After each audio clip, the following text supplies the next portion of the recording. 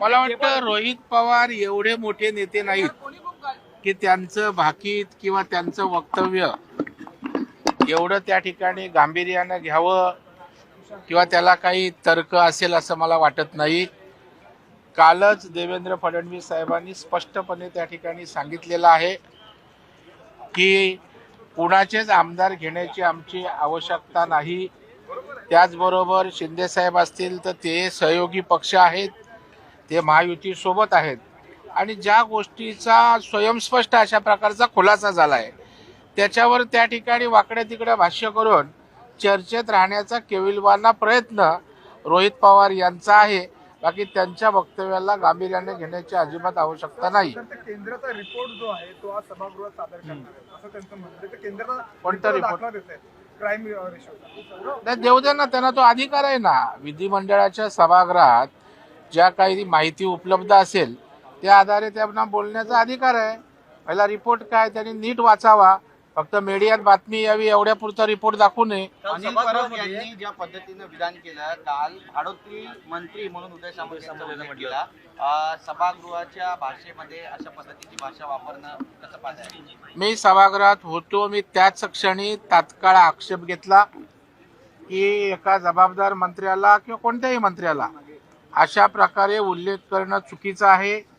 त्याच वेळेला मी अनिल परब यांनी माफी मागावी अशा प्रकारची अपेक्षा व्यक्त केली आणि अनिल परब यांनी दिलगिरी व्यक्त करून तो शब्द मागे घेत असल्याचं तात्काळ त्या ठिकाणी सभागृहातच सांगितलं। आणि अशा प्रकारे सरकारमधल्या मंत्र्यांना बोलणं मला वाटतं हे उचित नाही, ते निषेधार्ह आहे। सभागृहामध्ये मुख्यमंत्र्यांनी बोलताना वारंवार लाडक्या बहिणी योजनेचा उल्लेख करू नका, घरात बसावं लागेल असं सुनावलेलं सत्ताधारी आमदारांना। नाही, मला वाटतं अत्यंत योग्य अशा प्रकारची भूमिका माननीय मुख्यमंत्र्यांनी मांडलेली आहे। कारण कुठलीही गोष्ट झाली की लाडक्या बहिणींचा आधार द्यायचा आणि लाडक्या बहिणींना त्या विषयात आणायचं। मला वाटतं त्या विषयाचं गांभीर्य किंवा लाडक्या बहिणींच्या उत्कर्षासाठी जी योजना आहे तिचं गांभीर्य, त्याचं महत्त्व कमी होता कामा नये। त्याच्यामुळे कुठलीही योजना त्या ठिकाणी लाडक्या बहिणींशी जोडू नये अशा प्रकारचा मतितार्थ माननीय मुख्यमंत्र्यांच्या बोलण्यात होता।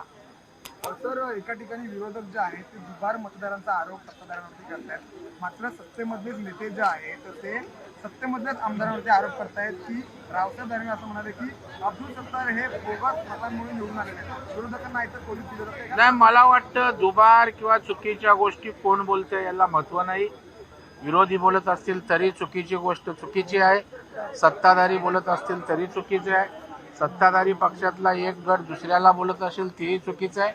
मला या ठिकाणी वाटतं की जे चूक आहे ते चूक आहे।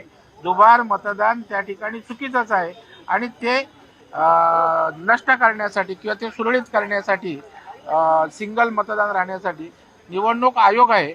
आपण प्रॉपर प्लॅटफॉर्मवर त्याची तक्रार करून यादी दुरुस्त करू शकतो। अंजली दमाने यांनी पुन्हा काही पुरावे समोर आणलेले आहेत जमीन प्रकरणामध्ये, पुणे जमीन प्रकरणामध्ये, आणि त्याचा थेट संबंध अजितदादा पवारांशी आहे असं बोललं होतं। आता तुम्ही मला इथे विचारलं, मी तुम्हाला सांगणार, तुम्हीही नाही बघितलं अजून काय मीही नाही बघितलं, तर मला वाटतं तिने काय पुरावे आणलेत ते पहिले बघू, त्याच्यामध्ये तथ्य असेल गांभीर्य असेल तर त्यावर आपण योग्य ती प्रतिक्रिया देऊ। कोणते आरोप करत नाही, मात्र इतर पक्षांवरती आरोप। हे तुमची दृष्टी झाली, तुमचा बघायचा अँगल कुठल्या पद्धतीने आहे।